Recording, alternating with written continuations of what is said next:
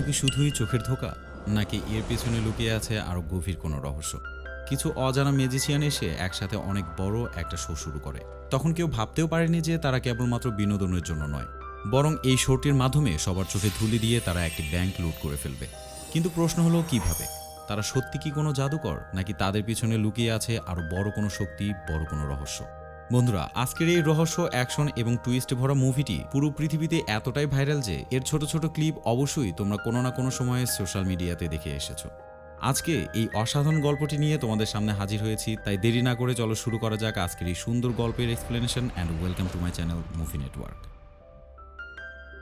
Movie শুরুতে আমরা Daniel নামের একজন জাদুকরকে দেখতে পারি, যে কিনা প্লেয়িং কার্ড দিয়ে সবাইকে জাদু দেখাতো।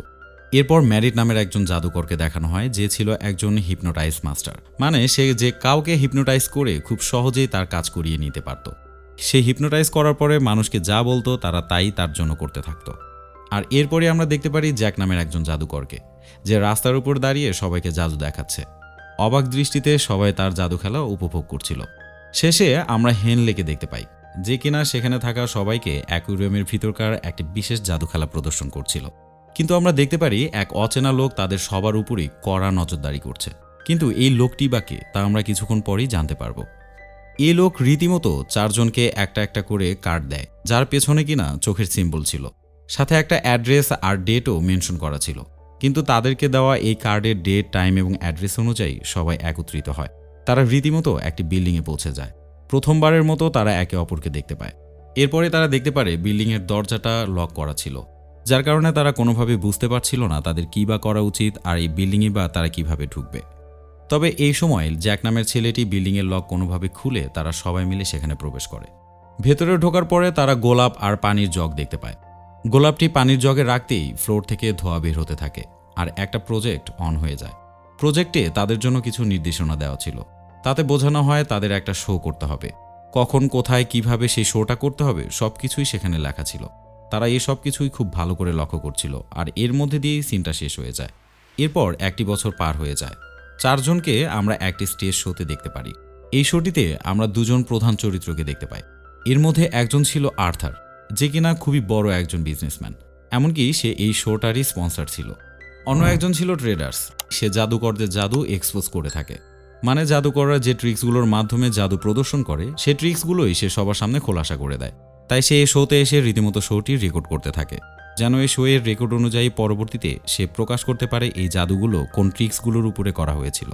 তো যাই হোক, শো এর ভিতর তারা চারজন মিলে অনেক ম্যাজিক দেখাতে থাকে, আর তাদের সর্বশেষ জাদু প্রদর্শনী ছিল মানুষের কল্পনার পুরোপুরি বাইরে। তারা এই জাদুটির মাধ্যমে একটি ব্যাংকের টাকা পুরোই খালি করে দেয়। আর এই জাদুটি দেখানোর জন্য তারা অডিয়েন্সের মধ্যে থেকেই একজনকে বাছাই করে।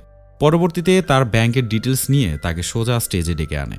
এরপর ড্যানিয়েল সেই লোকটিকে একটা কার্ড এবং শোর টিকিট দেয় এবং বলে, এই কার্ডে সাইন করে তোমার পকেটে রাখো। এরপর লোকটিকে তারা টেলিপোর্ট মেশিনের মাধ্যমে সোজা ফ্রান্সের প্যারিসের একটি ব্যাংকের লকারে টেলিপোর্ট করে পাঠিয়ে দেয়। যে বিষয়গুলো দেখে কিনা অডিয়েন্সের সবাই প্রচণ্ড পরিমাণে অবাক হয়ে যায়। তারা বিশ্বাসই করতে পারছিল না তারা যা কিছু দেখতে পাচ্ছিল। তারা সত্যি সত্যি লোকটিকে মঞ্চ থেকে একেবারে গায়েব করে দেয়। আর আমরা দেখতে পাই লোকটি আসলেও ব্যাংকের লকারের ভিতরে চলে গিয়েছে, আর সেই লকারের ভিতরে ছিল কোটি কোটি টাকা।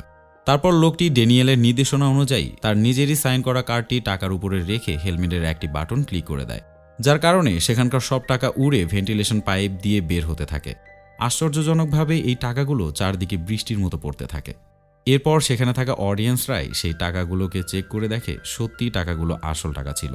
আর অন্যদিকে এই ব্যাংকেরই কর্মকর্তাগুলো এই শোটি দেখার পর তারা চেক করতে ঢুকে দেখে আসলেও লকারে কোনো টাকাই ছিল না, সব টাকাই সেখান থেকে গায়েব হয়ে গেছে।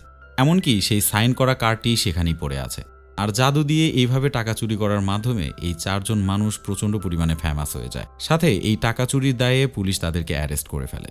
আর এই চুরির কাজ তদন্ত করার জন্য দায়িত্ব পায় একজন FBI এজেন্ট, যার নাম ছিল ডিলেন পাই। সে তার সাথীদের সাথে তদন্ত করা শুরু করে কিভাবে এই ম্যাজিশিয়ানগুলো তাদের ম্যাজিকের মাধ্যমে এমন হাই সিকিউরড একটি ব্যাংকে পুরো খালি করে দিতে পারে। কিন্তু এজেন্টরা জাদুকরদের না পেয়ে সে ব্যক্তিটিকে নিয়ে আসে, অর্থাৎ যে ব্যক্তিকেই টেলিপোর্ট করা হয়েছিল। কিন্তু এই লোকটিকে এখনও পর্যন্ত জাদুকররা হিপনোটাইজ করে রেখেছিল বলে তার কথাবার্তা অসম্ভব পরিমাণে আবল তাবল শোনাচ্ছিল, যার কারণে তাকে দিয়ে তাদের কোনো লাভই হয় না। এরপর তারা জাদুকরদের খুঁজে বের করে তাদের ইনভেস্টিগেশন শুরু করে। কিন্তু তারা এত ট্রিকি ছিল যে তাদের প্রশ্নের উত্তর দিতেই এই তদন্তকারীদের অবস্থা একদমই নাজেহাল। তারা বলতে থাকে আমেরিকা থেকে ফ্রান্সের ব্যাংকের টাকা কিভাবে বা চুরি করা সম্ভব। এটা তো শুধুমাত্র মানুষকে দেখানোর জন্য ছিল, এটা কি আদৌ আমরা করতে পেরেছিলাম? আর যেহেতু এই প্রশ্নগুলোর উত্তর সেই অফিসারগুলো কোনোভাবেই দিতে পারছিল না, যার কারণে তারা আইনের কাছে হার মেনে গিয়ে তাদেরকে ছেড়ে দিতে বাধ্য হয়। তো এবারের বারে পুলিশরা তাদেরকে ছেড়ে দিলেও সেই এফবিআই এজেন্ট এই বিষয়ে কোনোভাবে হার মেনে নিতে রাজি না। সে চায় যে কোনোভাবেই হোক এই বিষয়টি তদন্ত করে তাকে জিততেই হবে। এরপর সে জানতে পারে ট্রেডার্স নামের একজন লোক আছে যে কিনা ম্যাজিশিয়ানদের ট্রিক এক্সপোজ করে থাকে, এমনকি সে এই শোতে উপস্থিত ছিল। তারপর সে এক মুহূর্ত দেরি না করে তার টিমটি নিয়ে সোজা তার কাছে চলে যায়। ট্রেডার্সের সাথে কথা বলার সময় লাইনা স্ট্রাইক সম্পর্কে আমরা জানতে পারি, যে কিনা ছিল একজন চমৎকার ম্যাজিশিয়ান। কিন্তু ট্রেডার্স তার সকল জাদুকে এক্সপোজ করার কারণে তার ক্যারিয়ার পুরোপুরি ধ্বংস হয়ে গিয়েছিল। আর তারপরই সে আবারও নাম কামানোর জন্য আবার নতুন ম্যাজিক ট্রিক বের করেছিল, কিন্তু সে জাদু করতে গিয়ে সে নিজেই মারা গিয়েছে। তখন এফবিআই এজেন্ট ট্রেডারকে বলে, তার মৃত্যুর জন্য কি আপনি নিজেকে দোষী মনে করেন? সে উত্তরে বলে, একদমই না, সে শুধুমাত্র তার ট্রিক্সগুলোর কারণেই মারা গিয়েছে, আর আমার কাজই হচ্ছে জাদুকরদের সকল ট্রিক্স এক্সপোজ করে দেওয়া। এরপর ট্রেডার সবাইকে এক্সপ্লেন করতে থাকে জাদুকররা কিভাবে আমেরিকা থেকে প্যারিসের সেই ব্যাংকটি লুট করেছিল। সে বলে জাদুকররা প্রথমেই সেই লোকটিকে টার্গেট করেছিল, প্রথম থেকেই সে লোকের ব্যাংকের সকল ডিটেলস তাদের কাছে রেখেছিল, যার মাধ্যমে তারা আগে থেকেই জানতো ওই ব্যাংকটিতে তার অ্যাকাউন্ট রয়েছে। এরপর তারা ওই স্টেজের নিচে প্যারিসের যেমন ব্যাংক লকার আছে ঠিক তেমনি হুবহু একটা লকার তৈরি করেছিল, আর তারা সেই লোকটিকে জাদুর নাম করে এই স্টেজের নিচেই পাঠিয়েছিল। এমনকি স্টেজের নিচে যে লকারটি ছিল হুবহু দেখতে প্যারিসে সেই লকারটির মতোই। কিন্তু এখানে প্রশ্ন থেকে যায়, প্যারিসে সেই ব্যাংক থেকে টাকাগুলোই বা গেল কোথায়? আর এই প্রশ্নের উত্তরে ট্রেডার্স তাদেরকে জানাতে থাকে, হয়তো এই জায়গাতে যখন ম্যাজিক দেখানো হচ্ছিল ঠিক তখনই ওই ব্যাংকের লকারটি থেকে টাকা চুরি করা হয়েছিল, আর ওই লোকটির সাইন করা কার্ড এবং শোয়ের টিকিট আগে থেকেই সেখানে রাখা ছিল। মানে যাকে ম্যাজিশিয়ানরা ভলেন্টিয়ার হিসেবে ডেকেছিল তাকে আগে থেকেই তারা রেডি করে রেখেছিল। এরপর সিনটি পরিবর্তন হয়, আমরা দেখতে পারি জাদুকরগুলো আরেকটা নতুন শো করছে, যে শোতে কিনা ট্রেডার সহ এফবিআই এজেন্টও ছিল। সকল জাদু প্রদর্শনের পর তারা লাস্টে ট্রিকে চলে আসে। আর বন্ধুরা, তোমরা তো বুঝতেই পারছো এই জাদুকরদের লাস্ট ট্রিক মানেই চমকে দেওয়ার মতো কোনো একটি ঘটনা। তো যাই হোক, এই লাস্ট জাদু প্রদর্শনের জন্য তারা আর্থারকে ডেকে নিয়ে আসে, যার সম্পর্কে কিনা তোমাদের অনেক আগে বলেছি যে সে একজন বড় বিজনেসম্যান, এমনকি সে এই জাদুকরদের স্পন্সর করে থাকে। তো এদিকে ড্যানিয়েল তাদের শোতে আসা সকল দর্শকের উদ্দেশ্যে বলে, আপনারা সবাই আপনাদের ব্যাংক ব্যালেন্স চেক করতে পারেন।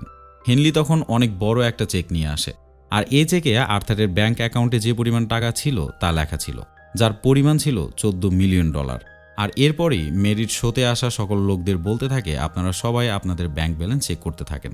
কিছুক্ষণের মধ্যে দেখা যায় সেখানে উপস্থিত সবার ব্যাংক ব্যালেন্স আস্তে আস্তে বাড়তে থাকে, এমনকি একই সাথে আর্থারের ব্যাংক অ্যাকাউন্টের সকল টাকাই কমে যেতে থাকে।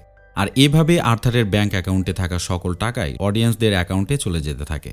সবশেষে জাদুকররা সেখানে উপস্থিত সবাইকে বলতে থাকে, এই শোতে যারা এসেছেন তাদের সবাইকে আমরা ইচ্ছে করে ডেকেছি, কারণ আপনারা সবাই আর্থারের ব্যাংকে ইন্স্যুরেন্স করেছিলেন, যার মাধ্যমে কিনা আপনারা সবাই ক্ষতিগ্রস্ত হয়েছেন। এই টাকা যখন আপনারা তুলতে গিয়েছিলেন তখন আপনাদেরকে টাকা দেওয়া হয়নি, আর যে টাকাগুলোর মাধ্যমে আর্থার অনেক ধনী হয়ে গিয়েছিল, যার কারণে আপনাদের সকল টাকায় আর্থারের মাধ্যমে আবারও পরিশোধ করা হলো। এই কথা বলার পরেই জাদুকররা গায়েব হয়ে যায়, আর এফবিআই এজেন্ট পুলিশ তাদেরকে ধরার চেষ্টা করলেও কোনোভাবে তাদেরকে ধরতে পারে না।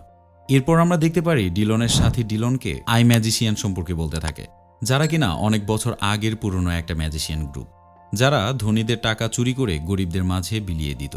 তারা তাদের ম্যাজিকের মাধ্যমে দুনিয়ার অন্যায়গুলোর বিরুদ্ধে লড়ত। তারা বলে আই কমিটি প্রত্যেক 6 বছর পর পর 2 থেকে 3 জন নতুন জাদুকর তাদের কমিউনিটিতে সামিল করে, আর তার মনে হয় এই আই কমিউনিটির চোখে পড়ার জন্যই তারা এইভাবে চুরি করে যাচ্ছে। ডিলন তার দিকে তাকিয়ে একটু ভেবে বলে, আমার মনে হয় তারা একা নয়, তাদের পিছনে আরও কিছু মানুষের হাত রয়েছে যারা কিনা রীতিমতো এদেরকে সাহায্য করে যাচ্ছে। তারপর সে দেখতে পারে তার ফোন কেমন জানি ডিস্টার্ব করছে, আর যখনই সে ফোনটা চেক করতে থাকে সে জানতে পারে এটা আসলেও তার ফোন ছিল না, বরং তার ফোন এখন ড্যানিয়েলের কাছে। তার সাথে জিজ্ঞাসাবাদের সময় ড্যানিয়েল তার ফোনটা ডিলনের ফোনের সাথে এক্সচেঞ্জ করে ফেলেছে, আর এরপরই তারা ফোন ট্র্যাক করতে করতে তাদের অ্যাড্রেস খুঁজে বের করে। সেখানে জাদুকররা একত্রিত হয়ে গত 1 বছর যাবৎ এসব করে আসছে, কিন্তু ডিলন তার টিম নিয়ে সেখানে পৌঁছানোর আগেই জাদুকররা সকল প্রমাণই সেখান থেকে মুছে ফেলার চেষ্টা করে। শেষ মুহূর্তে জ্যাক যখনই একটা কিছু পুড়িয়ে ফেলছিল ঠিক তখনই সেখানে ডিলন তার টিম নিয়ে হাজির হয়ে যায়, কিন্তু এই সময় শুধুমাত্র 3 জন জাদুকর সেখান থেকে পালিয়ে যেতে সক্ষম হয়, শুধুমাত্র জ্যাক সেখানে থেকে যায়। এখনও পর্যন্ত জ্যাকের হাতে কিছু ইম্পর্টেন্ট ডকুমেন্ট ছিল, যেগুলো কিনা হাতিয়ে নেওয়ার জন্য এফবিআই এজেন্ট তাদের পিছু লাগে, কিন্তু জ্যাক একটি গাড়ি নিয়ে পালাতে শুরু করে। এফবিআই এজেন্টগুলো রীতিমতো তার পিছু নেয়। কিন্তু এক পর্যায়ে জ্যাকের গাড়িটি অ্যাক্সিডেন্ট হয়, যার মাধ্যমে সেখানেই জ্যাক মারা যায়। এই মুহূর্তে ডিনল কোনো রকম সেই ডকুমেন্টগুলো নিয়ে আসতেই সেই গাড়িটি ব্লাস্ট হয়ে যায়। এই ডকুমেন্টগুলোর মাধ্যমে তারা জানতে পারে পরবর্তীতে জাদুকররা একটা প্রাইভেট ইন্ডাস্ট্রি থেকে লুট করার চিন্তা করছে, যে ইন্ডাস্ট্রি কিনা মানুষের কোটি কোটি টাকা নিয়ে দুর্নীতি করেছে। আর এই বিষয়টি সরকার তদন্ত করার পরেও সরকার কোনোভাবেই তাদের বিরুদ্ধে কিছু করতে পারেনি, কারণ সেই ইন্ডাস্ট্রির মালিকগুলো যতটা ধনী ছিল ঠিক ততটাই পাওয়ারফুল ছিল। এই ইন্ডাস্ট্রি দুর্নীতি করে যে টাকাগুলো কামিয়েছিল সেই টাকাগুলো একটি বিল্ডিংয়ের লকারে লুকিয়ে রাখা আছে। তো চুরি হতে পারে বলে সেখানে আগে থেকেই তারা উপস্থিত হয়েছিল, কিন্তু সেখানে গিয়ে তারা কোনো লকারই খুঁজে পায় না। এরপর ডিলনের বস ডিলনকে ফোন করে বলে, আমি ওদেরকে ওখান থেকে লকারটি নিয়ে যেতে দিয়েছি। তখন ডিলন বুঝতে পারে তার বসও হিপনোটাইজ হয়ে গেছে, যার ফলে সেও আবোল তাবোল কথা বলছে। তারপর তারা বুঝতে পারে জাদুকররা নিশ্চয়ই লকারটা কোনো ট্রাকে করে নিয়ে গেছে, যার কারণে তারা রীতিমতো ট্রাকটি খুঁজতে শুরু করে। একসময় গিয়ে তারা ট্রাকটি খুঁজে পায়, কিন্তু ট্রাকে থাকা লকারটি খুলতেই তারা দেখতে পারে সেখানে কোনো টাকাই ছিল না, বরং বেলুন দিয়ে ভরা ছিল। কিন্তু জাদুকররা যে তাদের থেকে অনেক বেশি বুদ্ধিমান ছিল তারই প্রমাণ মেলে। আসলে জাদুকররা যেটা করেছিল, তারা মূলত সেখানে লকারের সামনে আয়নার মতো একটি 3D পেইন্টিং করেছিল, যার কারণে মনে হচ্ছিল যেন ও পাশে আর কিছুই নেই। আর পুলিশরাও ওখান থেকে ঘুরে যাওয়ার পরপরই তারা সেখান থেকে লকারটি চুরি করে নেয়। অর্থাৎ পুলিশ যখন এখানে এসে কোনো কিছু খুঁজে না পায়, তখন তারা ট্রাকের পিছু নেয়। আর এই ফাঁকেই জাদুকররা লকারটি চুরি করে সেখান থেকে পালিয়ে যায়। তারপর আমরা সেই জাদুকরদের নতুন একটি ইউটিউব ভিডিও দেখতে পারি, যেখানে তারা নতুন আর একটি শো এর কথা বলছে, যে শোটি কিনা যে কোনো সময় যে কোনো জায়গাতেই তারা শুরু করতে পারে। এই শো কিনা একদম ফ্রিতে দেখানো হবে, তাই যে কেউ ইচ্ছা করলে তাদের শোতে আসতে পারে। আর এই কথা এফবিআই টিম জানতে পেরে তারাও সেখানে উপস্থিত হয়। জাদুকররা একটা বিল্ডিংয়ের ভেতর থেকে লাইভে আসে, যেটি কিনা লাইভে প্রজেক্টরের মাধ্যমে দেখানো হচ্ছিল। আর এ সময় এফবিআই তাদেরকে ধরার জন্য চেষ্টা করে, কিন্তু সেখানে গিয়ে তারা যা দেখতে পারে তা দেখার জন্য তারা মোটেও প্রস্তুত ছিল না, কারণ সেখানে জাদুকররা ছিলই না, বরং তারা সেখানে কিছু পুতুল দাঁড় করে রেখেছিল। তারপর তারা দেখতে পারে 3 জাদুকর এক বিল্ডিংয়ের উপর দাঁড়িয়ে আছে। এমনকি তখন তারা তাদের ফ্যানদের সাথে কথা বলতে থাকে, আর এর কিছুক্ষণ পরেই তারা সেই বিল্ডিং থেকে লাফিয়ে পড়ে। কিন্তু এরপরে দেখা যায় এই বিষয়টিও আসল ছিল না, অর্থাৎ তারা সেখানে ছিলই না। ঠিক তখনই আমরা দেখতে পারি দর্শকদের ভিতর অনেক টাকা উঠছে আর বৃষ্টির মতো ঝরে পড়ছে। অন্যদিকে সত্যিকারের 3 জাদুকর বিল্ডিংয়ের পিছন দিয়ে পালাচ্ছিল। সাধারণ লোকজন সেই টাকাগুলো ধরার জন্য পাগল হয়ে যায়, যার কারণে এফবিআই এজেন্ট তাদেরকে আর ধরতে পারে না। এরপর তারা টাকাগুলো চেক করে দেখে সবগুলো নোটই নকল ছিল, যে নোটগুলোর উপরে কিনা জাদুকরদেরই ছবি ছাপানো ছিল। এরপর তারা ভাবতে থাকে এগুলো যদি নকল টাকাই হয় তাহলে আসল টাকাগুলো কোথায় গেল। এরপর আমরা দেখতে পারি ট্রেডার্স তার গাড়ির দিকে যাচ্ছিল। হঠাৎ তার গাড়ি ফুলে ফেপে টাকা বের হতে থাকে। এতে পুলিশ ভাবতে থাকে ট্রেডার্সই হয়তো তাদের 5 নাম্বার সঙ্গী, আর সেই সাথে থেকে হয়তো সব টাকা চুরি করেছিল, যার কারণে দেরি না করে পুলিশ তাকে জেলে নিয়ে যায়। এরপর ডিলন ট্রেডার্সের সাথে জেলটিতে দেখা করতে যায়। তখন সে বলতে থাকে, আমি জানি জাদুকররা এগুলো কিভাবে করছে। সে বলে জ্যাক মারা যায়নি, সে এখনো পর্যন্ত জীবিত আছে, কারণ জ্যাক যে গাড়ি নিয়ে পালাচ্ছিল ঠিক সেম তার গাড়ির মতো আরেকটি গাড়ি সেদিন অ্যাক্সিডেন্ট করিয়ে ব্লাস্ট করা হয়েছিল। সাথে এটাও বলে তোমরা সেদিন সে বাড়িতে গিয়ে কোনো লকার খুঁজে পাওনি, কারণ সেখানে একটি ইলিউশন তৈরি করা হয়েছিল, যার কারণে তোমরা সেদিন একটি ট্রাককে সন্দেহ করে তার পিছু নিতে থাকো, আর এই ফাঁকে তারা সেই ইলিউশনটি ভেঙে লকারটি নিয়ে পালিয়ে যায়। এরপর ডিলন তাকে বলে, আমার প্রশ্ন একটাই, জ্যাক নিজের মৃত্যুর নাটক কেনই বা করবে? তখন ট্রেডার্স বলে, এই বিষয়টি আমিও বুঝতে পারছি না। এরপর ডিলন সেখান থেকে বাইরে আসতে থাকে। সে ট্রেডার্সকে বলে, কেউ হয়তো তোমার ওপর প্রতিশোধ নিচ্ছে, কারণ তুমি লায়েন্সের সকল জাদুই এক্সপোজ করেছিলে। তোমার জন্য তার জীবনের ক্যারিয়ারটা পুরাই বরবাদ হয়ে গিয়েছিল। এমনকি যে কোম্পানির জন্য লায়েন্সের মৃত্যু হয়েছিল সে কোম্পানির মালিকের ব্যাংকও জাদুকররা চুরি করেছিল। আর লায়েন্স মারা যাওয়ার পর তার ফ্যামিলি আর্থারের কোম্পানিতে ইন্স্যুরেন্স করেছিল, কিন্তু কোনোভাবেই এই ইন্স্যুরেন্স থেকে তাদেরকে কোনো টাকাই দেওয়া হয়নি, যার কারণে সকল অপরাধীদের শনাক্ত করেই তারা এইভাবে প্রতিশোধ নেওয়া শুরু করেছে। আর এই কথাগুলো ট্রেডার্সের মাথার উপর দিয়ে যায়।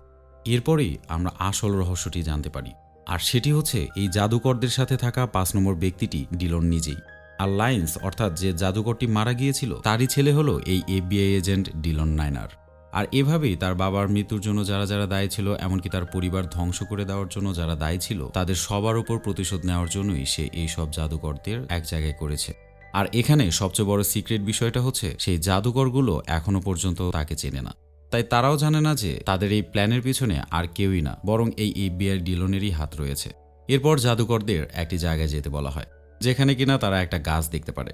এই গাছের উপরেই একটি চোখের সিম্বল আঁকা ছিল, অর্থাৎ আই কমিউনিটির সিম্বল। এখন থেকে তারা এই আই কমিউনিটির সাথেই কাজ করবে। বড় লোকদের টাকা লুট করে অসহায় গরিবদের জন্য তারা কাজ করবে, আর তারা এমনভাবে লুট করবে যেন সেখানে কোনো প্রমাণই না থাকে। এরপরে আমরা দেখতে পারি সেখানে থাকা সব লাইট অন হয়ে যায়, যার কারণে তারা সঙ্গে সঙ্গে ডিলনকে দেখতে পারে। ডিলনকে দেখে প্রথমত তারা খুবই অবাক হয়ে যায়, তবে এর পাশাপাশি তারা অনেক খুশিও হয়, কারণ শেষ পর্যন্ত তারা তাদের মাস্টার মাইন্ডকে দেখতে পেরেছে। তারা সবাই মিলে একত্রিত হয়ে এরপর থেকে কাজ করবে। এরপর ডিলন সবাইকে বলতে থাকে ওয়েলকাম টু আই কমিউনিটি, আর এর সাথে সাথেই এই অসাধারণ মুভিটি শেষ হয়ে যায়। তো বন্ধুরা, আজকের এই মুভিটি যদি ভালো লেগে থাকে তাহলে অবশ্যই কমেন্টস করে আমাকে জানাতে পারো।